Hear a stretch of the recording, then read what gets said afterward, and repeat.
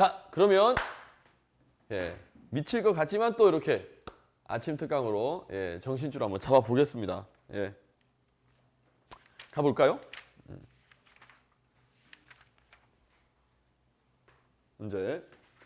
자, 우리 교재로는 97페이지입니다. 이제 경찰 관리론, 총론 이제 마지막 파트인데요. 말 그대로 뭐 이제 조직 관리, 인사 관리, 뭐 예산 관리, 장비 관리, 보안 관리, 뭐 이런 관리 이야기들이 나오는데 사실상 뭐 그닥 어려운 내용들은 없습니다. 근데 시험에 꼭 나오는 내용들이 있죠. 특히 오늘 지금 이 시간에 할 이제 조직 관리하고 인사 관리, 그리고 예산 관리, 뭐 이런 한 문제씩 나온다 생각하시면 되는데 물론 얘네들이 꼭 다 한꺼번에 다 나오진 않고 이 중에서 이제 한, 두, 세 문제가 나오지요. 오케이. 자, 그래서 여기도 약간은 이해를 해주셔야 됩니다. 원리를 뭔 내용인지 알고 해야 푸는 거지 그냥 단순히 외우셔가지고는 맨날 헷갈리는 파트예요. 잘 잡으시고 자 가봅시다. 자, 첫 번째 839번하고 840번은요. 최근에 이제 앞으로 개편이 되면 또 이런 부분들은 항상 교수님들이 건드려 줄 부분들인데 일단 이번 2차 시험까지는 이 정도만 해주시면 됩니다. 막스 베버라는 사람 굉장히 유명하신 분인데요. 어쨌든 이상적 관료제. 말 그대로 이상적입니다. 이상적인 관료제. 관료제가 뭔지를 이제 느낌을 잡으셔야 돼. 모든 행정학 책에 보면 관료제란 한마디로 정의하기 어렵다. 사실 우리 경찰학에 나오는 이 사회과학은요. 다 한마디로 정의하기 어려운 내용들입니다. 우리 김건희 군 본인을 한마디로 정의할 수 있습니까? 저도 마찬가지예요. 김민철이라는 사람을 한마디로 정의할 수 있습니까? 이게 바로 사회과학인 거예요.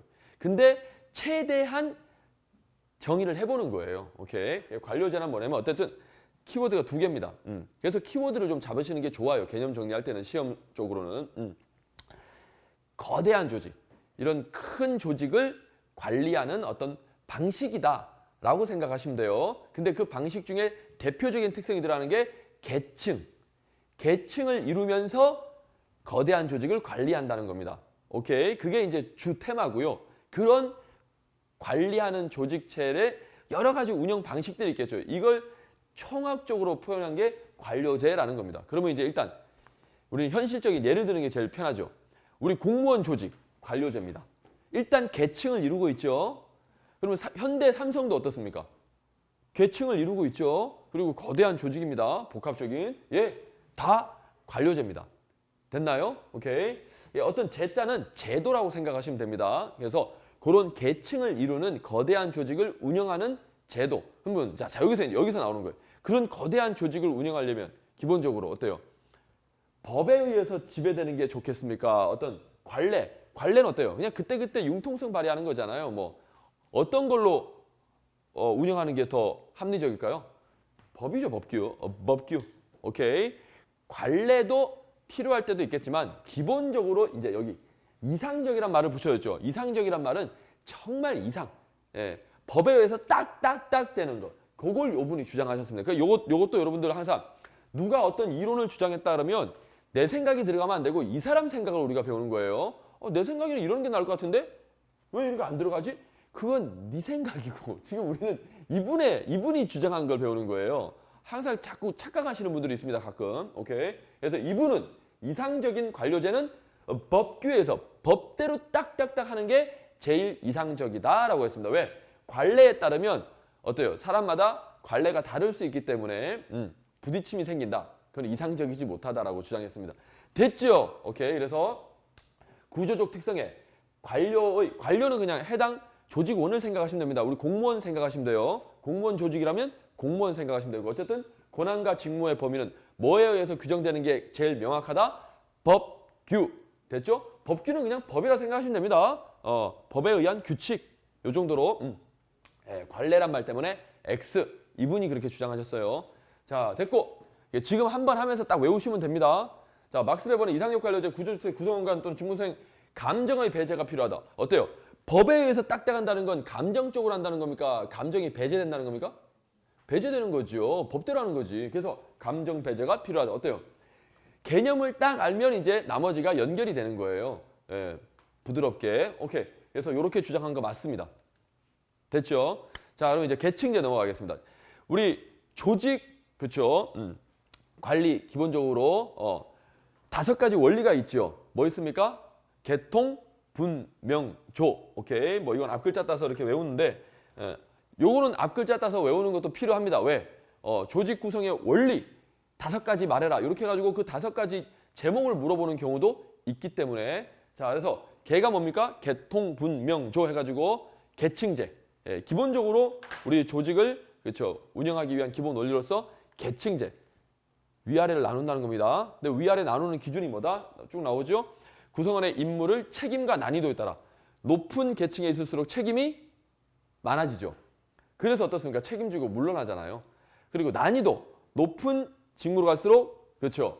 어려운 일입니다. 근데 이제 보통 또 학생들이 또 자기 생각에 보니까 아닌데 윗사람들 편하게 놀던데 아랫사람들 막 진짜 엄청 힘들게 일하고 뭐 땡볕에 지금 여러분들 이제 현직 가시면 바로 딱 하는 게 여의도 뭐 광화문 이런 데 가서 땡볕에 서 있는 거예요. 기동대 가셔야 되거든. 물론 지구대 파출소에서 근무하지만 기동대 기본적으로 한 2년 근무해야 됩니다. 거의 군대 가는 거예요. 남학생들은 가보시면 압니다. 그냥 군대 갔다 생각하시면 됩니다. 그 닭장차 있죠? 경찰 버스. 거기서 대기 타다가 교대로 밖에 나와서 땡볕에 서 있는 거예요. 예, 거의 그게 경비 경찰 활동이죠. 그걸 기본적으로 이제 2년간 또 거치셔야 되는데 쉽지는 않습니다. 어쨌든 그러니까 언뜻 생각하면 밑에 사람들이 더 힘든 것 같은데 여기서 이제 어렵다는 기준은요. 몸이 힘들다가 아니라 어렵다. 우리 난이도라고 하면 뭡니까? 어렵다죠. 어렵냐 쉽냐 이거잖아요. 위에 사람들은 어떤 결정을 해야 돼요. 그 결정에 따라서 자기 목이 왔다 갔다 할 수 있어요. 굉장히 어려운 결정을 해야 됩니다. 그래서 어렵고 그래서 뭐다? 월급도 좀 많이 가져간다. 이렇게 생각하시면 됩니다. 오케이. 자, 어쨌든 그런 거에 따라 상하로 나누어. 상하. 이게 바로 계층제 키워드입니다. 오케이.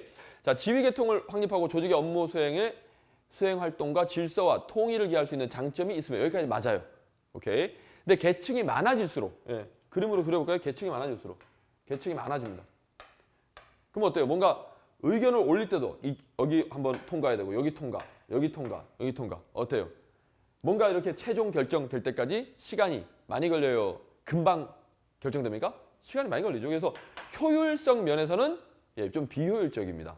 계층이 많을수록. 계층이 적으면 한 2단계만 거치면 최종 결정된다. 그러면 신속하죠. 오케이. 자, 뭐 이런 것들. 어려운 내용 아니니까 가볍게 이렇게 이해해 주시면 됩니다. 대신에 업무 처리 시간에 효율을 기할 수 있다. 그래서 이게 틀렸어요. 그렇죠?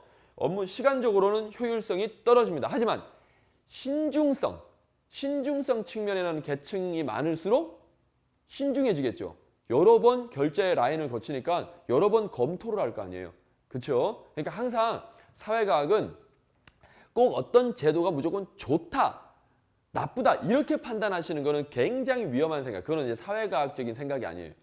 어떤 제도든 간에 어떤 사람이든 간에 어떤 물건이든 간에 뭐든 간에 뭐다? 우리 사회에 있는 모든 건 다 뭐다? 장점과 단점이 있는 겁니다. 예, 좀 장점이 좀 돋보일 때도 있고 단점이 또 너무 두드러지게 보일 때도 있을 것 뿐이지 다 마찬가지예요. 동물, 식물도 마찬가지잖아. 와, 쟤는 해로운 동물이야 하지만 걔도 뭔가 장점이 있어요. 걔도 장점이 있어요. 그러니까 그때 뭐죠? 뭐 참새도 그렇고 뭐 별을 막 쪼아먹고 하지만 걔가 어때요? 벌레들도 다 없애주는 게 다 있어요. 다. 자, 그래서 어쨌든 어느 한쪽이 무조건 좋다, 나쁘다 이렇게 판단하시는 거는 굉장히 위험한 생각입니다. 그래서 요거 틀렸고. 자, 넘어가겠습니다. 통솔 범위의 원리. 한 사람의 관리자가 몇 명을 통솔할 수 있느냐. 그렇죠? 그겁니다. 범위. 여기서 그러면 통솔이 잘 되면 더 많은 사람들을 통솔할 수 있겠죠. 그렇죠? 통솔이 잘 안 되면 그렇죠? 여러 사람을 통솔할 수가 없죠. 그래서 통솔 범위가 넓어진다는 건 통솔이 잘 된다. 이렇게 이해하시면 됩니다. 오케이.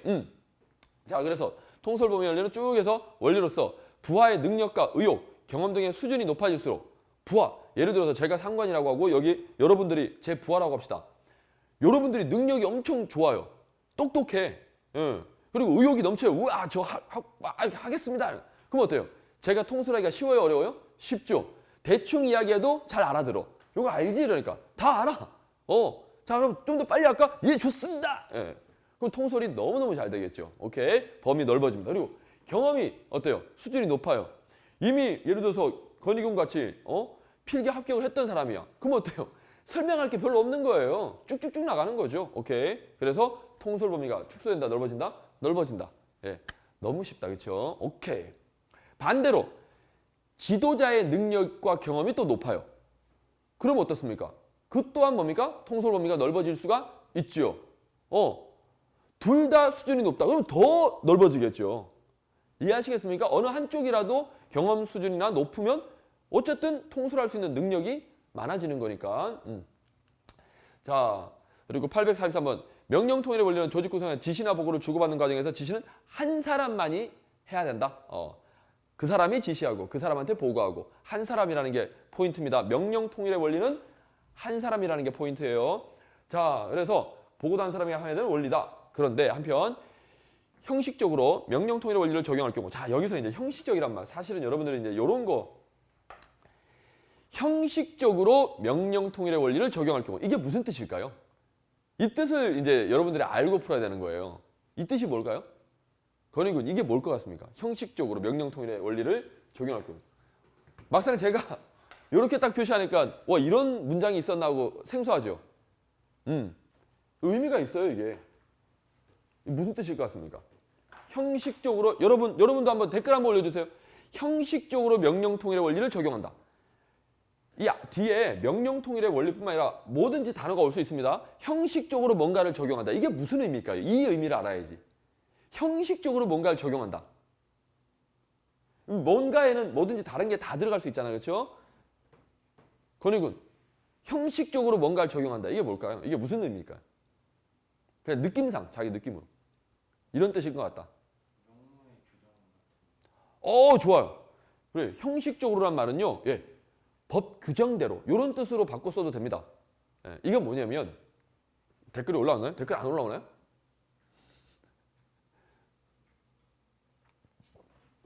대답하신 분 있나요? 풍월이 언니 이름으로만 명목상으로만 이것도 예 거의 맞는 말입니다. 느낌을 아시는 것 같아요. 그런 거예요.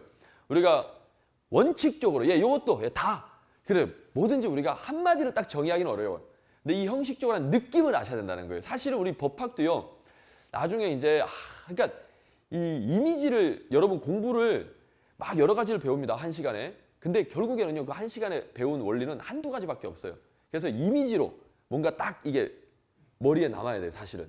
세세한 디테일은 다 남기가 힘들잖아요. 근데 세세한 디테일을 찾다 보면 전체를 놓칩니다. 이게 전체를 구조적으로 이번 시간에는 이런 게 딱 이미지로 남아야 돼.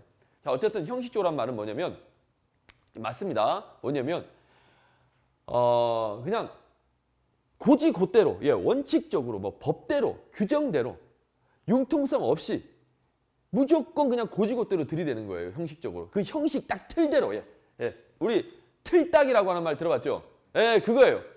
그냥 틀대로만 들이대는 거예요. 그냥 그거대로만 가는 거예요. 융통성이 없어. 규칙대로만, 규정대로만 틀딱. 요즘 여러분들은 그게 딱 더 느낌이 오겠네요. 틀딱. 우리가 어떤 형식이라 그러잖아요. 어떤 구조, 모양. 그 틀대로만, 틀대로만. 이게 형식이잖아요. 틀대로만 가는 거. 그러면 이게 어떻게 된다? 자, 그러면 해볼게요. 그럼 명령 통일의 원리라는 게 나왔습니다. 명령 통일의 원리가 뭡니까? 한 사람에게만 보고받고 한 사람이 해야 된다. 이게 원칙이잖아요. 그럼 그대로만 해야 된다는 거예요. 그럼 그대로만 한다면 예를 들어서 그 한 사람이 어떻습니까? 갑자기 자리를 비웠어. 그럼 어때요? 일이 진행이 돼요? 일이 진행이 안 돼요? 틀딱으로 여기에 딱 갖다 들이대 버리면 그 한 사람한테 명령 받아야 된다며. 근데 그 한 사람이 없어요. 그럼 어때요? 일이 진행이 돼야 안 돼요? 안 된다는 거죠. 이대로만 무조건 들이대 버리면 내가 보고를 해야 돼. 근데 그 사람이 없으면 보고가 안 되잖아요. 그럼 그러니까 일이 멈춰버리는 경우가 생긴다는 거예요.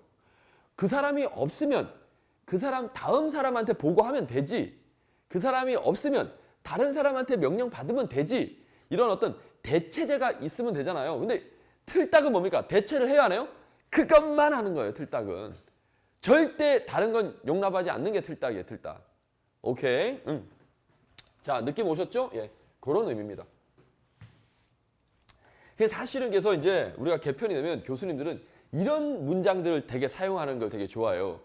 여러분 대부분 이제 대학교 수업 들어보시잖아요. 그러면 교수님도 어떻습니까? 되게 어려운 표현들을 많이 하잖아요. 그렇죠? 되게 막 있어 보이고 뭐 이렇게 좀 틀딱 이런 표현 안 하잖아요.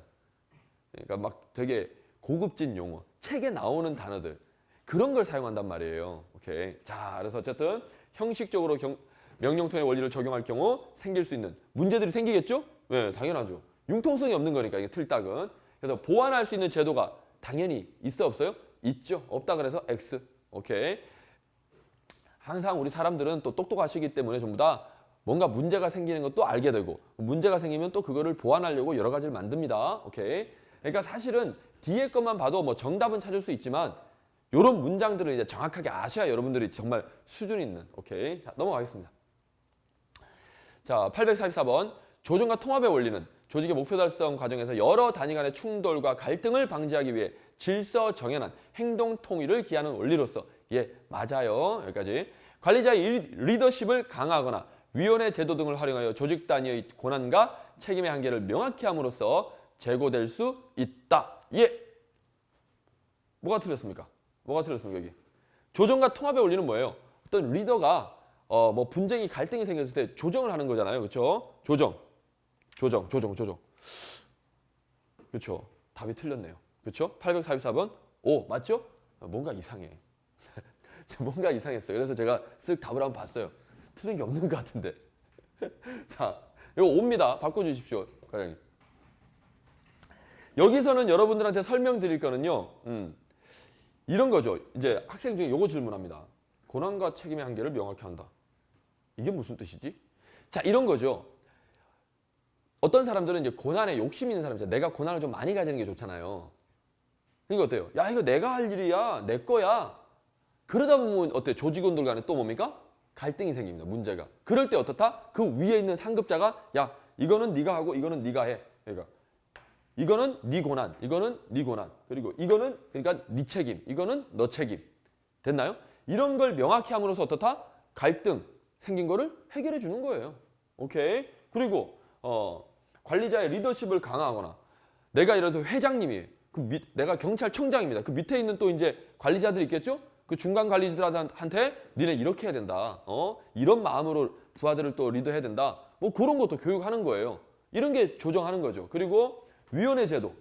위원회 제도는 뭡니까? 뭔가 의논하는 거죠. 위원회. 여러 사람들이 모여가지고. 그러니까 독단적으로 결정하다 보면 또 잘못될 수도 있으니까 여러 사람들이 모여서 이런 제도를 통해서 어떻게? 그렇죠. 우리가 조화를 이루고 통일을 하자. 뭐 이런 거지요. 오케이. 그리고 여기 제고된다는 단어. 요거는 뭐다?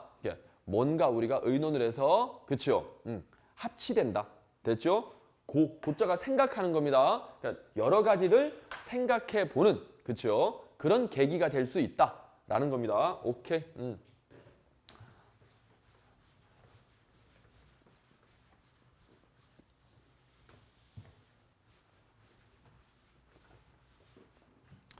자, 845번. 자, 분업의 원리입니다. 오케이.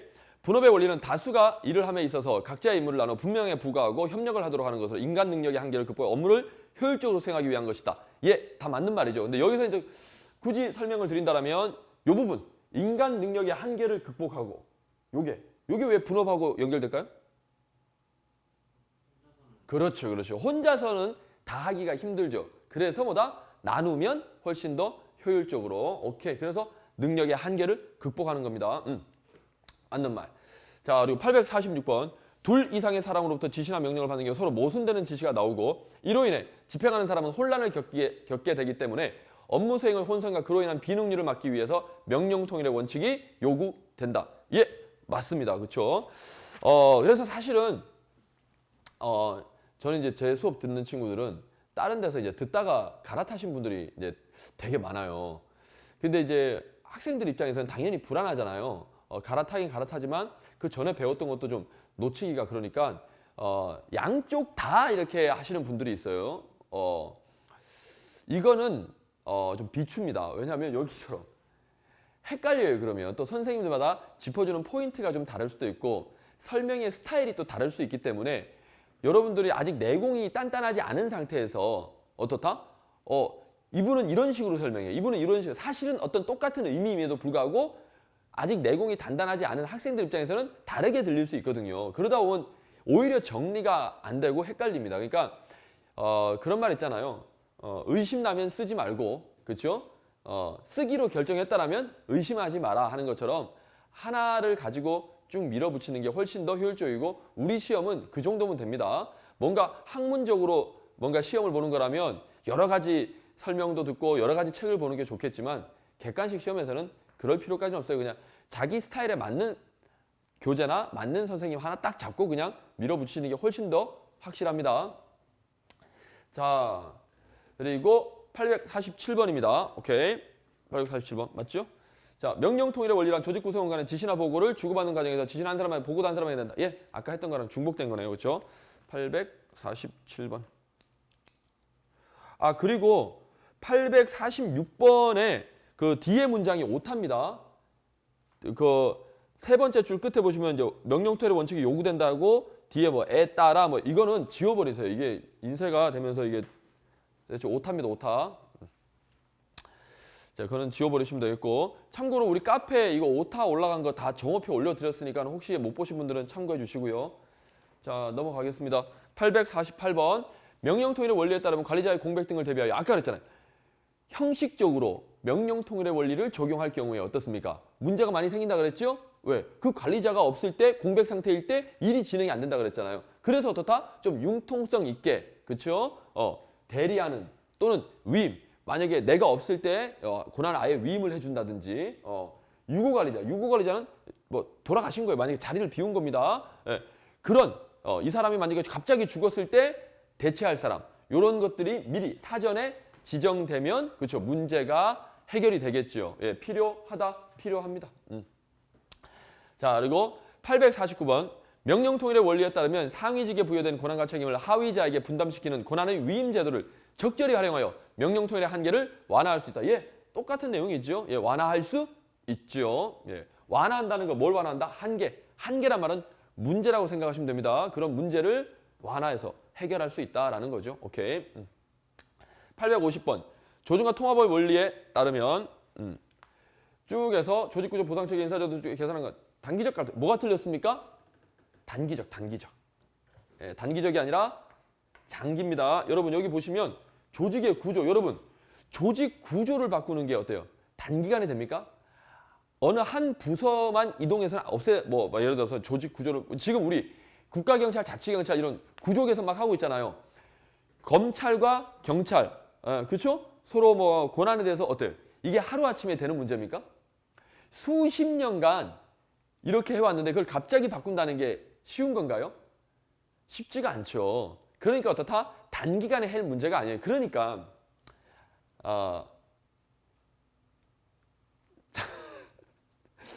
무슨 말 할 것 같아요? 이런 거를 정치인들이 너무 단기간에 하려고 하면 어떻다? 문제가 괜히 많이 생긴다는 거예요. 예전에 박근혜 대통령이 있을 때도 세월호 사건 터지니까 해경이 어쨌든 좀 뭐 출동이 잘못되고 해가지고 해경을 없앴잖아 그때. 근데 지금 해경이 없어졌습니까? 완벽하게? 다시 부활했죠. 특히나 우리나라는 삼면이 바다인 나라가 해경, 해군 중요한 요소 아닙니까? 그걸 없앤다고요? 이름만 바꿨죠 그때. 실질적으로는. 그러니까 지금도 마찬가지입니다. 검찰, 경찰 뭔가 어떤 구조 개선 하는 건 좋아요. 필요하죠. 뭔가 좀 부조리한 게 있다라면. 근데 그거를 단기간에 하려고 하면 문제가 생긴다는 겁니다. 오케이. 그래서 여기 장기입니다. 기억하시라고 제가 설명드리는 거예요. 그리고 보상 체계 이런 것도 어때요? 구조, 체계 다 같은 겁니다. 오케이. 갑자기 우리가 보상 체계가 뭡니까? 월급이라든지 성과급 이런 거 주는 건데 갑자기 바꾼다? 그 돈 어디서 나오는데? 그렇죠? 당장이야 또 하겠지만 나중에 문제가 바로 생긴단 말이에요. 오케이. 인사관리, 뭐 이런 제도 개선, 이런 제도, 요게 포인트입니다. 다 같은 느낌이죠? 제도, 체계, 구조, 어떻게 거의 같은 의미예요. 이런 거, 그리고 또 행태, 행동의 태도, 행동과 태도는 거의 습관이잖아요. 예, 저도 지금 김포군으로 이 행동과 이 습성을 바꾸려고 하는데 정말 이게 잘 안 됩니다. 그렇죠? 이런 거 단기간에 안 됩니다. 장기간. 오케이. 됐죠? 그래서 단기적인 대응 방안이 아니라 장기적인 대응 방안이다. 라는 거. 자, 요렇게. 설명 다 드렸고, 참고로 여기는 지금 문제가 안 나왔는데 우리 조정과 통합을 하는 단기적인 대응 방안이 있으면 당장에 빨리 해결할 수 있는 가장 빠른 방법이 있어요. 어떤 문제가 생겨서 갈등이 생겼어요. 단기간에 해결할 수 있는 가장 빠른 방법은 뭐다? 뭘까요? 공부했다면 책에도 있는데 대화, 소통, 그렇죠? 직접 참여해서 서로 뭡니까? 커뮤니케이션 하는 거예요. 야, 사실은 내가 이런 게 힘들어. 이런 게 어려워. 아, 그래? 아, 그 생각을 못했네. 내 입장만 생각했네. 그렇겠다. 네 힘들겠다. 그러면 어때요? 서로 양보가 되고 갈등이 금세 해결됩니다. 그쵸? 근데 대화를 한다고 무조건 해결되는 게 아니고 사실은 이제 우리 책에는 그냥 대화라고 되어 있지만 여러분 여기서 대화는 부진정 대화가 아니라 진정 대화입니다. 우리가 흔히 진정 대화는 뭘까요? 마음이 닿아야 됩니다. 마음이. 말을 많이 한다고 되는 게 아니라 정말 이 사람이 정말 이것 때문에 힘들었겠구나. 이 마음이 딱 와닿으면요. 사실은 더 이상 말도 필요 없잖아요. 그렇죠? 그 눈빛만으로 그냥 이게 소통이 딱 되는 거예요. 그냥 단기간 해결됩니다. 오케이. 자, 너무 좋다. 자, 넘어가겠습니다. 851번. 구조조정의 문제와 깊은 관련성이 있는 것은 통솔 범위의 원리다. 구조조정이 뭡니까? 구조조정. 대표적으로 그냥 그러면 또 이것도 다 추상적이잖아요. 뭔 느낌이. 항상 우리는 한마디로 말하기가 힘들어요. 근데 구조조정이라는 말 들어봤죠? 구조조정하면 딱 떠오르는 게 뭡니까? 그렇죠. 직원들 해고하는 거. 예, 그거 생각하시면 돼요. 그러니까 여러분들이 공부를 할 때, 그러니까 특히 우리 이제 사회가 법학, 특히나 우리 경찰학 같은 경우는 읽으면 느낌이 안 오거든요, 이게. 그러면 어떤 사례를 가지고 딱 와닿는 게 좋아요. 근데 이제 여러분들은 또 대부분 20대 친구들은 사회 경험이 없다 보니까 사례가 별로 생각이 또 안 나요. 그래서 공부가 조금 어렵게 느껴지는 건데 실질적으로 어렵지 않습니다. 이것도 그래서 구조조정하면 방금 뭐다? 직원들 해고하는 거. 그렇죠? 직원 자르는 거예요. 회사가 어려우니까. 효율성을 올리기 위해서. 월급을 줄이는 거죠. 쉽게 말하면. 자, 그러면 일단은 해고한다 생각하시면 됩니다. 자, 해고할 때 누군가를 잘라야 돼요. 자를 때 기준이 있어야 될 거 아닙니까? 막 자를 수는 없잖아요. 그 기준은 어때요? 하나의 기준으로 되겠습니까? 해고할 때 여러 가지를 따져보겠습니까? 당연히 여러분, 사회과학은 일단 기본적으로 어떤 하나의 기준은 있어요. 기준은 있는데 그것만 가지고 모든 걸 결정하는 건 아닙니다.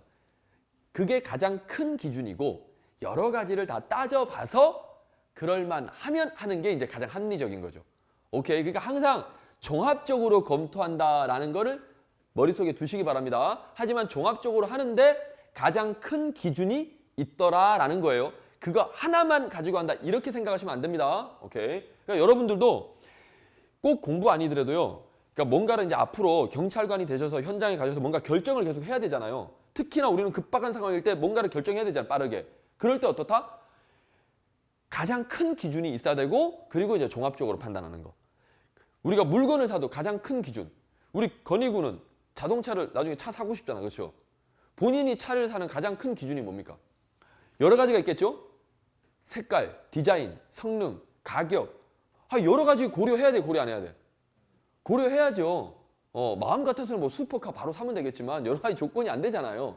그러면 현실도 따져봐야 되고, 그렇죠? 내가 경제적 수익, 그러니까 여러 가지가 고려되는데 그 중에 근데 그 여러 가지를 다 고려하면 이거 진짜 중요합니다, 여러분. 여러 가지를 다 고려하면 어때요? 결정이 쉬워요, 어려워요? 굉장히 어렵죠.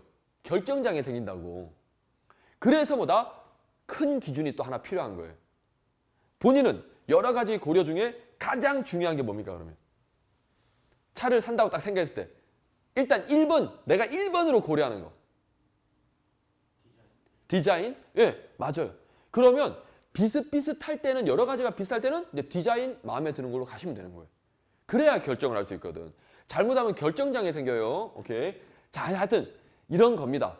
그러니까 사실 이런 공부들이 굉장히 좋아요. 오케이. 갑니다. 이제 여러분 해고를 하는데 여러 가지 조건들이 있어. 여러 가지 기준들이 있어. 이런 거를 다 고려해서 해고를 하는데 그중에 통솔 범위의 원리가 가장 큰 기준이 된다는 거예요. 깊은 관련성. 오케이. 그래서 우리 사회과학 문제는 우리 사회탐구 영역 문제는 다 뭡니까? 다음 중 가장 적절하지 않은 거. 이렇게 물어보는 거예요. 절대적인 게 아닌 거예요. 이 중에서 가장. 1, 2, 3, 4 중에서 가장 좀 애매한 거 골라라는. 사실은 정답이 4번이라고 했을 때 3번도 적절할 수 있어요. 근데 얘가 더 적절하다는 거예요. 이렇게 가셔야 됩니다, 여러분들. 그래서 통솔범위의 원리는 왜? 그럼 통솔범위의 원리는 왜 해고랑 구조조정이랑 깊은 관련성이 있을까요? 아까 말했죠. 관리자가 여러 명이 있습니다. 관리자들이 어때요? 월급 많이 받아 안 받아요? 관리자들 월급을 많이 받죠. 그러니까 그 관리자를 일단 잘라야 되는데 관리자가 좋으면 어떻습니까? 능력이 있고 그러면 부하들이 조금 능력이 딸려도 어때요? 끌고 갈 수 있잖아요. 관리자가 굉장히 중요한 거예요. 구조조정할 때 첫 번째 대상이 누굽니까? 관리자입니다. 여러분 정말 리더가 중요해요. 누구한테 가르침을 받느냐? 어떤 부모님도 나한테는 나를 관리해주고 지도해주고 어떤 부모님 만나느냐? 이 굉장히 인생에서 중요합니다. 어떤 선생을 만나느냐? 앞으로 현직 가시면 어떤 상사를 만날 것이냐? 이 굉장히 중요합니다. 굉장히 중요해요. 그래서 어쨌든 그래서 통솔범위. 이 관리자는 10명밖에 관리를 못하는구나. 통솔을 못하는구나. 이 관리자는 100명도 관리할 수 있는 능력이 있구나. 그런 수치가 바로 나온다는 거예요. 그럼 얘를 자르는 기준의 가장 핵심적인 기준이 되죠. 오케이.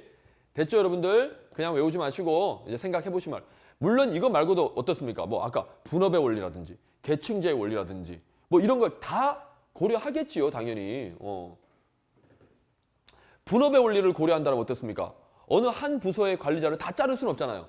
예를 들어서 A라는 부서가 있는데 그 A라는 부서의 관리자들은 다 무능해 보니까 그렇다고 거기를 다 잘라버리면 A 부서가 안 돌아갈 거 아닙니까? 그것도 고려해야죠. 오케이. 자, 그러니까 어쨌든 근데 요게 가장 깊은 관련성이 있다. 오케이. 자, 기지개 한번 피고 갈까요? 850. 자, 기지개 한번 쭉 피시고. 그래서 저는 여러분들이 유능한 직원도 되시고 유능한 관리자도 되셨으면 좋겠어요. 나중에 이제 현직 가시면 그렇잖아요.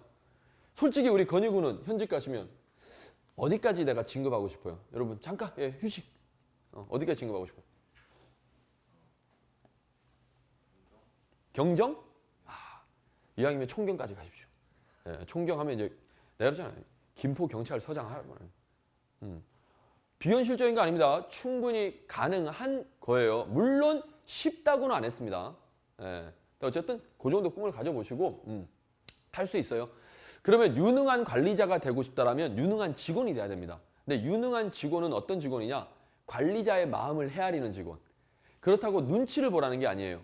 내가 관리자라면 어떻게 하겠다. 내가 관리자라면 어떤 직원이 였으면 좋을까. 이걸 생각하라는 거지. 관리자한테 눈치 보면서 이 사람 기분이 어떤가?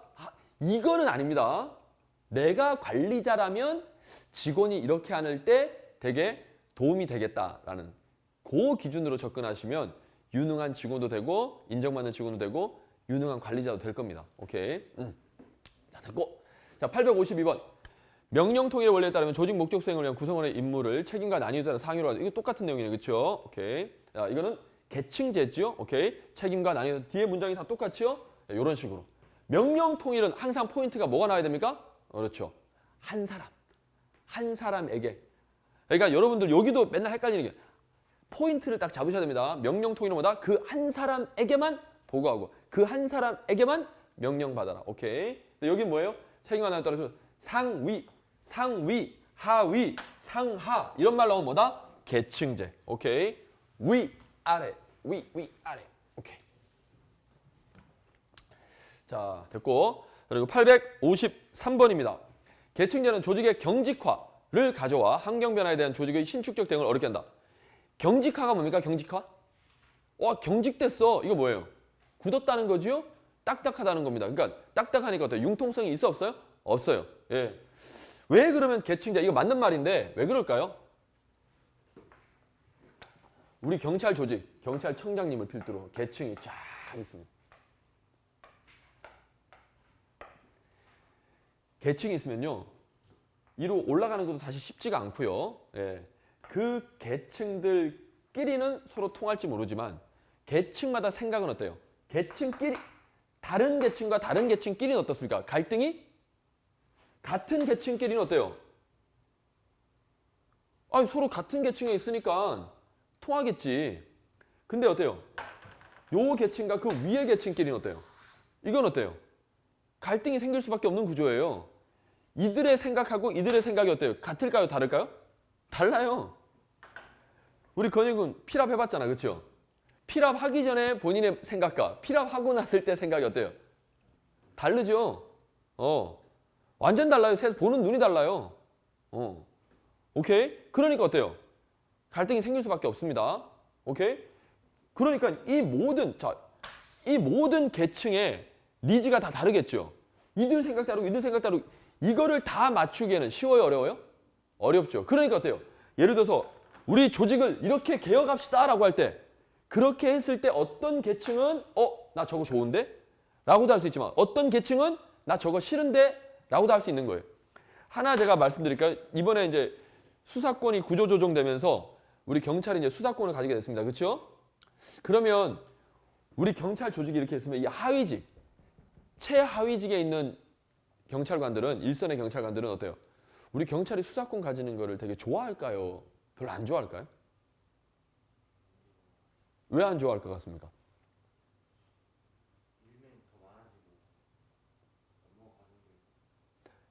왜 일이 많아지고 업무가 가중될까요? 기존에 수사권이 검찰에게 있었는데 그걸 경찰이 다 가져오면 하급 실무자들의 그런 업무량이 많아지고. 네, 맞습니다. 일단 검사가 하는 일을 우리가 한다는 거잖아요. 그럼 우리 경찰 일이 많아져 안 많아져? 당연히 일이 많아져요. 일이 많아져요. 일이 많아집니다. 이 하위직들은 일이 많아지는 걸 자, 여러분, 고난이 많아지는 거하고 일이 많아지는 건 조금 느낌이 다르죠. 이 고위직에 있는 경찰관들은 이제 고난이 생긴 거죠. 쉽게 말하면 검사의 고난을 가져왔으니까 이 사람들이 어떤 느낌을 가질까요? 내가 왠지 검사 된 것 같잖아. 와. 근데 이 사람들이 검사 된 거예요? 아니죠. 거기다가 또 하나, 이 사람들이 어때요? 이 사람들 승진할 때 평가하는 사람들이죠. 그렇잖아요. 승진할 때 평가하는 사람들이 이제 업무를 더 시킵니다. 그렇죠? 고난이 하나 더 생겼기 때문에. 그럼 어때요? 엄청 빡세겠죠? 이 사람들 입장에서는? 예를 들면 예전에 검사가 이렇게 있을 때는 검사가 나한테 뭐라고 지시를 해요. 근데 검사는 내 인사권자가 아니잖아요. 나를 뭐 평가하는 사람이 아니잖아요. 그러니까 어때? 조금 무시할 수도 있는 거예요. 심지어 예를 들어서 위에서 뭔가 시켰어. 야, 이렇게 해야지. 그러니까 얘가 뭐라 그럽니까? 그건 그런데요. 검사님은 또 이렇게 하라 그러는데요? 하면서 어떻습니까? 뭔가 조율을 또 할 수도 있잖아요. 근데 이제 이게 없어지면, 이게 이제 단절돼 버리면 어때요? 여기서 시키면 무조건 까야 돼. 까라면 무조건 까야 돼. 이분들은 고난이 엄청 세지니까 뭐 이럴 수 있겠지만 죽어나는 거예요, 밑에 사람들은. 이제 도망갈 틈이 없죠. 엄마 아빠가 있으면 아빠가 뭐라 그러면 엄마 핑계 댈 수도 있는데 이제 그런 게 없어진 거예요, 밑에 사람은. 어때요? 설명이 좀 와닿습니까? 예. 그리고 또 하나 더 걱정되는 건 사실은 저도 국민의 한 사람으로서 걱정되는 게 과연 제대로 할까? 근데 처음은 항상 시행착오가 분명히 있겠지요. 예. 그 시행착오는 누구한테 고스란히 피해가 갈 수 있을까요? 그렇죠. 국민들. 그러니까 굉장히 이거는 어떻게 된다? 신중해야 된다. 그리고 뭐다? 점진적으로. 그렇죠? 시행착오를 좀 덜 겪을 수 있는 그런 방향으로 가야지. 이걸 너무 급격하게 갑자기 확 이러는 거는 아무래도 위험성이 있겠지요. 오케이? 예. 그런 겁니다. 예. 공부도 마찬가지잖아요. 갑자기 실력이 늘지는 않잖아요. 예. 아무리 내가 뭐 열심히 한다 하더라도. 자, 그래서 어쨌든 아까 말했듯이 여러 계층이 있기 때문에 여러 계층의 욕구를 다 채워줄 수가 없는 거예요. 그렇기 때문에 뭔가 변화를 하기가 쉽다 어렵다? 어렵다는 겁니다. 반대하는 세력들이 생길 수밖에 없는 거예요. 그래서 조직에 대한 신축적 대응 어렵게 합니다. 이해하셨죠? 오케이. 계층이 없이 단일 계층이야. 단일 계층이란 말은 계층이 없다는 거죠? 그럼 어때요? 변화하기가 쉬워요, 안 쉬워요? 쉽죠. 왜? 뜻이 모아지기가 쉽잖아요. 근데 계층제는 계층마다 생각이 다 다르다니까. 자, 그리고 이제 854번. 갈등의 조정과 통합의 방법으로 부서 간의 갈등이 일어나고 있을 때에는 더 높은 상위 목표를 제시, 상호 간의 이해와 양보를 유도하는 것이 바람직하다. 이게 무슨 뜻입니까? 예, 맞는 말인데요. 이게 무슨 말이냐면, 자, 제가 경찰청장이라고 합시다. 밑에 있는 직원들끼리 뭔가 문제가 생겼어요. 오케이? 또는 뭐 서울 경찰청하고 경기 경찰청이 뭔가 또 갈등이 생겼습니다. 뭐 그럴 수 있잖아요. 그러면 어떻게 한다?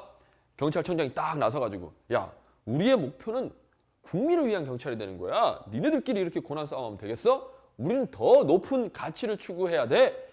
라고 했을 때, 아, 저희가 잠깐 정신을 잃었습니다. 하고 이렇게 더 높은 상위 목표를 제시하고, 그러면서 보다 상호 간의 이해와 양보를 유도하는 거. 굉장히 바람직하죠. 그러니까 이런 느낌, 이런 상황을 딱 생각하시면 이해가 금방 될 거예요. 오케이. 자, 그리고 855번. 갈등의 조정과 통합 방법으로 한정된 인력이나 예산을 가지고 갈등이 생기는 경우에, 자, 항상 문장을 잘 읽으세요. 뭐 때문에 갈등이 생겼다? 한정된 인력, 예산. 돈이라는 게 한정돼 있잖아요. 인원도 한정이 돼 있잖아요. 그러니까 어떻습니까? 예를 들어서 어떤 A 부서에서 이런 걸 추진하고 싶어, 이런 사업을. 또 다른 부서도 뭔가를 추진하고 싶은 사업이 있겠죠. 근데 이걸 다 할 수는 없다는 거예요. 왜? 한정돼 있으니까, 인력이랑 예산이. 아까 자동차 사는 것도 마찬가지예요. 마음 같아서는 어떻습니까? 차도 여러 종류 막 사고 싶잖아요. 그렇죠? 스포츠카, 세단, 아니면 또 이제 또 지프 같은 것도 사고 막. 다 사고 싶은데 어때요? 한정된 인력과 예산 때문에. 그러면 어떻게 한다? 그럴 때는 우선순위 정하는 거예요. 나한테 제일 지금 필요한 차가 뭔가? 아, 출퇴근용 차량이네. 그러면 뭐 아반떼 정도면 되겠어. 그렇잖아요. 그러니까 업무 추진의 우선 순서를 어떻게 한다? 우선 순서를 지정하면 어때요? 또 해결이 되겠죠. 이번에는 이게 급하니까 이거 먼저 하자. 여기에다가 인력과 예산을 투입하고 이게 되고 나면 그 다음 이거 하자. 요렇게 됐나요? 오케이. 자, 지정할 필요가 있다. 이해하셨습니까? 예. 이런 것들은 그래서 요 파트는요. 암기가 아니라 정말 마음속으로 이해만 되면 이 너무 쉽게 풀립니다. 예, 어렵지 않게. 자, 그리고 56번 하나가 더 남았네요. 자, 856번. 갈등의 조정과 통합 방법으로 문제 해결이 어려운 경우. 자, 여러분. 갈등이 생겼어요. 근데 방금 전에 거는 원인도 파악이 됐잖아요. 그렇죠? 물론 원인이 파악됐다고 다 해결할 수 있는 건 아닌데 하다 보니까 어때요? 해결이 정말 어렵네. 와, 이건 진짜 지금 해결이 안 되네. 이럴 때도 있어 없어요? 있죠. 그럴 때는 어떻게 한다? 일단 완벽하게 해결은 못하지만 그냥 완화. 야, 너 여기가 좀 불편해? 예를 들어서 여기가 좀 불편해? 아, 그러면 거기만 좀 일단 대충 좀 하자. 완벽하게 해결은 아니에요 지금. 됐습니까? 그런 느낌. 그리고 양자 간의 타협을 뒀죠. 그래서 니네 둘이 어디까지 양보할래? 서로 앉혀놓고 물어보는 거예요. 타협을 하라고. 그것도 안 돼. 그것도 저것도 안 돼. 관리자가 갈등을 초래해서 결정을, 그러면 정 안 되면, 야, 뭔가 지금 하나를 결정해야 되는데 둘이 지금 다투고 있는 거잖아요. 그래도 안 돼. 서로 앉아가지고, 야, 앉아봐. 니네 둘이 이야기해봐. 그것도 안 돼. 그러면 어떻게 한다? 관리자가 정 안 되면 마지막에 뭐다? 그러면 일단 결정을 보류하자. 그럴 수 있잖아요. 정 안 되면. 지금 당장 결정을 하기 힘들어. 아니면 회피할 수 있는 거야. 모른 척 할 수 있는 거야. 그냥, 아, 됐어. 이거는 우리 없던 걸로 해. 일단. 그런 식으로 회피하는 방식을 사용하기도 하겠죠. 정 안 되면 그렇게 해야지. 정 안 되면. 예, 그렇다는 이야기입니다. 어때요? 문장이 완벽하게 이해됐죠, 이제? 아, 좋다. 자, 기지개 한번 딱 피시고. 9시 16분. 자, 으쌰. 인사관리까지 하고 쉬겠습니다. 이번 시간. 자, 인사관리. 이것도 이제 포인트만 잡으면 문장이 다 중복되는 겁니다. 사실은. 자, 여러분. 인사관리에서 지금 딱 두 가지, 여기 나오죠? 우리. 엽관주의, 실적주의. 엽관주의, 실적주의. 그리고 또 뭐 나옵니까? 그렇죠. 계급제하고 직위, 분류제. 자, 이것도 개념만 딱 잡으면 방금처럼 그냥 어떻게 물어봐도 다 풀 수 있어요. 자, 여기서 이제 하나 짚고 넘어갈게요. 여러분들 항상 공부할 때 시험에서 엽관주의랑 계급제 요렇게는 물어보지 않습니다. 요렇게도 물어보지 않아요. 요렇게도 안 물어보고. 됐나요? 제가 항상 그랬죠. 비교 대상끼리만 비교를 하는 거예요. 오케이? 얘네들은 비교 대상이 아닙니다. 됐죠? 그러니까 이렇게 안 물어봐요. 그리고 이제 또 하나 학생들이 또 헷갈려하는 게 계급제하고 방금 우리가 배웠던 계층제, 이게 무슨 차이냐? 그런데 계층 제도라는 게 좀 더 넓은 의미라 생각하시면 됩니다. 계급제도 어때요? 계층이 있는 거죠? 우리가 계층은 이런 거일 수 있잖아요. 예를 들면 선배, 후배, 1학년, 2학년, 3학년, 4학년. 이것도 어때요? 학년으로 선후배를 구별하죠? 위아래로 구별하죠? 이것도 어떻습니까? 계층이에요, 계층 아니에요? 계층이에요. 계층제잖아요. 오케이? 그러니까 계층은 여러 가지 계층제가 있습니다. 그 중에 하나가 뭐다? 계급. 계급으로 또 계층을 나누는 거예요. 직급으로 나누는 데도 있겠죠? 오케이? 그러니까 여기는 우리가 배우는 건 계급으로 계층을 나누는 게 계층제 중에 하나다 생각하시면 돼요. 예. 거의 뭐 의미는 상통하겠죠. 오케이? 거의 비슷하겠지. 그냥 단순히 여기는 계급의 우선순위를 두는 것입니다. 오케이. 자, 됐고. 먼저 이제 가보겠습니다. 엽관주의하고 실적주의. 요거는 엽관은 관직을 사냥한다. 수렵. 오케이. 수렵시대 사냥. 뭘로 사냥한다? 선거. 자, 일단 여기는 지금 다 뭐냐면 인사관리입니다. 인사관리 뭐예요? 일단 채용해야 되죠. 채용했다가 잘라야 되죠. 또는 승진시키죠. 이런 게 인사관리입니다. 자, 그거. 근데 그 인사관리할 때 기준이 필요하잖아요. 기준이. 그래서 엽관주의, 어떤 주의, 어떤 제도, 아시겠죠? 형식입니다. 기준이에요. 기준. 이걸로 우리가 공무원들을 인사관리하자라는 거예요. 엽관은 뭐다? 선거를 통해서 우리 당이 이겼어요. 우리 당이 대통령이 나왔어. 그럼 어떻습니까? 장관들도 우리 당에서 다 나가는 거죠? 그러니까 여기는 제일 중요한 게 뭐다? 정치성 또는 당파성. 됐죠? 오케이. 그래서 엽관주의하고 또 비슷한 게 정실주의라는 게 있어요. 그 결론은 뭐예요? 엽관주의는 같은 당 사람들이 어떻습니까? 똘똘 뭉쳐가지고 자기들이 다 해먹는 거죠? 이게 또 나쁜 게 아닙니다, 여러분.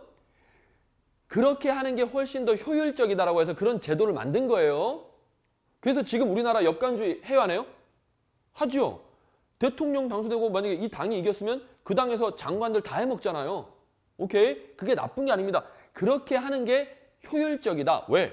같은 사람들끼리 의기투합해서 으쌰으쌰 해야 뭔가 빡 이루어질 거 아닙니까? 오케이? 하여튼 그렇게 하기로 만든 제도예요. 이거는 미국에서 이제 민주주의가 발달하면서 선거에 의해서 이긴 정당이 관직을 다 가져가자. 자, 그렇게 한 건데, 근데 여기 정실주의는 정으로 연결돼 있는 거예요.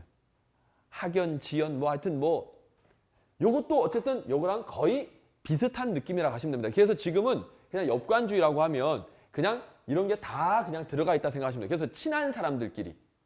오케이. 요쪽은 그런 쪽입니다. 이렇게 이해하시면 되겠고, 실적주의는 뭐다? 항상 어떤 제도가 있으면 장점이 있고 단점이 있다 그랬죠? 그래서 장점만 잘 가면 좋은데 모든 건요. 뭐 저도 마찬가지고 누구든지 잘 될 때는 또 뭔가 안 보입니다. 그렇죠? 뭔가 안 보여. 한번 딩 당해야 내가 너무 많이 갔구나. 예. 얘네들 너무 많이 간 거예요. 정말 그때는 막 순수하게 탁 했는데 하다 보니까 이제 자기 힘이 쫙 생긴 거죠. 그래서 격언이라고 해야 되나요? 예. 권력은 썩는 게 그 진리에 오래 가면. 오케이. 자, 그래서 지네들끼리 이제 다 해먹는 거야. 정말 순수하게 열심히 일만 하는 게 아니고 어떻다? 이제 공무원 되려면, 관직에 들어가려면 얘네들한테 잘 보여야 돼. 사실은 뭡니까? 국민을 위해서 어떤 걸 하려고 이걸 만든 건데 결국에는 국민을 위하게 됩니까? 이제 당만 위하게 됩니까? 당만 위하게 되는. 국민들 신경 안 써. 나는 저 당의 당수에게만 잘 보이면 저 당에 들어가. 저 당에 들어가기만 하면 나는 이제 권력을 쥐게 되는 거야. 이게 이제 완전히. 그래서 어때요? 그 당에서 보다 예를 들어서 이제 선거 나갈 때 공천 주잖아요. 예를 들어서 어떤 정당, 특정 정당 이름 달고 나가면 거의 당선돼 버리잖아요. 그 지역에서는. 그 사람이 어떤 사람이냐 따지지도 않아. 그쪽 당이야 하면 다 찍어줘 버리잖아요. 그러니까. 그럼 어때요? 그 사람은 국민이 무섭겠습니까? 그 당이 무섭겠습니까? 당이 무서운 거죠. 내가 국회의원 하고 싶은 사람은. 그 당에다가 돈 갖다 주고 나 좀 뽑아달라고. 그 당 후보로 내달라고. 이런 관직을 사고 파는 매관, 매직 이런 것들이 이제 막 비리가 엄청 생겨요. 왜? 서로 다 짜고 치는 거야. 뭐. 지네들끼리만 그냥 막 예, 무서운 일이죠. 예. 제가 보기에는 우리나라도 그런 현상이 굉장히 많이 벌어지는데 어쨌든 그래서 이런 걸 이제 또 나쁜 점들이 생기니까 그걸 타파하려고 나온 게 뭐다? 실적주의. 오케이. 그러니까 역관주의의 단점을 극복하려고 나온 겁니다. 그렇다고 실적주의가 또 무조건 좋으냐? 그것도 아닙니다. 실적주의도 장점이 있고 단점이 있어요. 일단 얘의 단점을 극복하기 위해서 나온 거예요. 얘의 단점을. 그럼 얘의 단점이 뭐였습니까? 장점이자 단점이죠. 이런 걸로 똘똘 뭉쳤더니 어때요? 업무 추진도 잘 돼. 뭐 이렇게 쭉 하나로 통일도 잘 돼. 됐나요? 그리고 원래는요. 이 역관주의를 만든 의미는 선거라는 제도가 있기 때문에 선거는 누구의 눈치를 봐야 된다? 국민의 눈치를 봐야 되는 거예요. 그래서 사실은 여론에 민감하고 국민의 눈치를 받고 잘 못하면 국민들이 뭐다? 통제를 해버리는 거예요. 니네 다음 정권 갖지 마 하고 표를 안 주면. 그렇죠? 그럼 얘네들은 뭡니까? 아무리 열심히 해도 잘리잖아요. 신분 보장이 안 됩니다. 그렇죠? 항상 신분이 불안합니다. 그러니까 그런 면이 있는 거예요. 그런 걸 극복하려고 나온 게 또 이거라는 거예요. 이거는 뭐예요? 신분을 확실하게 해줍니다. 잘 안 잘립니다. 근데 대신에 얘들은 뭐예요? 실력으로 뽑힌 거예요. 실력과 능력으로 뽑히다 보니까 어떻다? 국민의 눈치를 안 봅니다. 그리고 자신이 똑똑하다는 걸 알아요. 시험에 합격해서 들어왔거든. 그러니까 어때요? 국민들을 약간 무시해. 자기가 특별한 사람이라고 특권 의식이 생깁니다. 우리 건희군도 합격해봤잖아요. 합격하니까 약간 그런 느낌 안 생기는 거예요? 아, 난 좀 약간 좀 특별해졌다? 솔직히? 그쵸? 시험 합격하기 전에는 자기가 자기를 무시하고 자기가 자기를 못 믿었지만 이제 합격하고 나니까 약간 배는 게 없어지는 거예요. 예, 그렇게 됩니다. 이게 단점이에요. 치명적인 단점. 근데 이론상 그렇다는 겁니다. 이론상 그렇고 실제로는 보면 어떻습니까? 국민의 눈치를 봤는데 이 새끼들이 국민의 눈치를 안 볼 때가 되게 많죠. 그러니까 이론적으로는 그런데 실질적으로 이론과 실제가 어때요? 딱 일치가 되더라. 좀 안 맞더라? 안 맞더라는 거예요. 그래서 자꾸 제도라 뭐가 나오는 거예요. 오케이? 여기는 국민의 눈치를 합니다. 하지만 여기는 신분이 보장되니까 안정적으로, 그렇죠? 그리고 실력과 능력으로 들어왔기 때문에 아무래도 부정부패가 덜 생기겠죠. 이해됐습니까? 예, 그런 면으로 보셔야 됩니다. 그런 면으로. 오케이. 자, 그러면 요거와 관련해서 역관주의, 실적주의 문제 풀어보겠습니다. 857번. 자, 실적주의는 직업공무원 제도로 발전. 자, 직업공무원 제도가 뭡니까? 직업으로서 공무원이라는 직업이 어떻다? 아주 매력적이다. 그래서 여러 사람들이 공무원이라는 직업에 어떻습니까? 선호하고 지원할 수 있도록 그렇게 만드는 제도를 직업공무원 제도라고 해요. 뭐 특별한 제도가 아닙니다. 오케이. 그러면 직업공무원 제도가 발전되기 위해서는 뭐가 필요하다? 여러 가지가 필요하겠죠. 그렇잖아요. 월급을 많이 줘야 공무원이라는 직업이 인기가 올라가겠죠? 그러니까 공무원이라는 직업이 인기가 올라가도록, 직업으로서 인정받도록. 사실 예전에는요, 공무원이라는 직업이 인기가 없었습니다. 너무 여러분들은 이해가 안 되겠지만, 심지어 우리 경찰은요, 제가 어릴 때만 해도, 뭐 10대 때, 20대 때만 해도 경찰 인기가 없었어요. 심지어 경찰한다 그러면 왜? 라고 어른들이 말렸을 정도예요. 월급도 작게 줘. 욕은 욕대로 먹어. 막말로 짭새라고 경찰 인정 못 받을 때입니다. 비리의 온상이고 저 새끼들은 일본 놈 앞잡이했던 그런 경찰의 피를 물려받은 놈들이다라고 해서 그냥 엄청 싫어했어요. 정말 개무시했습니다. 심지어 그래서 지원자가 별로 없어가지고 일종 대형 면허만 있어도 있잖아요. 운전해야 되니까 그냥 경찰 막 진짜 그래요. 나이 드신 분들 중에는 시험 안 보고 특채로 들어온 경우 케이스 굉장히 많습니다. 요즘은 워낙에 지원자가 많고 우수한 학생들이 지원을 하니까 시험을 보고도 어때요? 남아 돌지요. 지원자가 남아 돌아요. 그러니까 특채를 별로 할 필요가 없는 거예요. 현실이 그렇습니다. 예. 근데 지금 직업으로서 어떻습니까? 인정을 많이 받고 있죠. 굉장히 이미지도 좋아졌고 실제로도 뭡니까? 많이 좋아졌어요. 자, 어쨌든 직업공무원 제도가 확립이 되려면 발전하려면 여러 가지가 필요하겠죠. 요소들이. 그럼 실적주의는 뭡니까? 그런 요소들 중에 하나라는 거예요. 직업공무원 제도가 안정적으로 발전하기 위해서 필요한 요소들 중에 하나일 뿐입니다. 실적주의를 했다고 해서 이게 바로 직업공무원 제도가 된다. 이건 아닙니다. 이게 동일하다는 거 아니에요. 얘는 이걸 발전시키는 요소 중에 하나일 뿐입니다. 이런 뜻이에요. 그래서 읽어보시면 실적주의는 직업공무원 제도로 발전되어가는 기반이 되지만, 기반이 된다는 말은 요소가 되지만, 실적주의가 바로 직업공무원 제도다. 이게 똑같다. 이건 아니라는 거예요. 문장 의미 아시겠죠? 예, 국어입니다. 국어.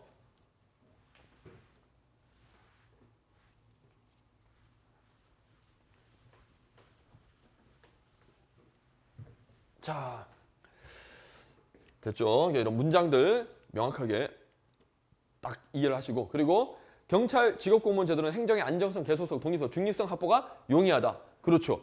직업으로서 실적주의를 바탕으로 딱 오면 뭐 돼요? 잘 안 잘리고 신분 보장이 되고 계속적으로 일을 하게 되고 독립적으로, 그렇죠? 딱 자기 맡은 바만, 그렇죠? 정치적 관여 없이. 오케이. 이래야 공무원이라는 직업이 매력적이죠. 불안정하고, 그렇죠? 뭐 계속 못하고 독립도 안 돼 있고 맨날 누구 눈치 봐야 되고, 그렇죠? 정치적 중립이 안 돼 있으면 맨날 눈치 봐야 되잖아요. 그러면 직업으로서 인기가 없죠. 그래서 예전에 우리 경찰은 굉장히 눈치를 많이 봤거든요. 물론 지금도 봅니다. 어쩔 수 없는 구조이기 때문에. 자, 859번. 경찰 직업공무원제도는 행정 통제 및 행정 책임의 확보가 용이하다 그랬는데 요거는 용이하지가 않습니다. 왜냐? 직업공무원제도가 아까 뭐랬습니까? 저기 신분 보장이 되잖아요. 안 잘려요, 잘. 그러니까 어떻다? 안 잘리니까 눈치를 잘 안 보게 되죠. 그러니까 어때요? 통제가 잘 돼요? 통제가 잘 안 돼요?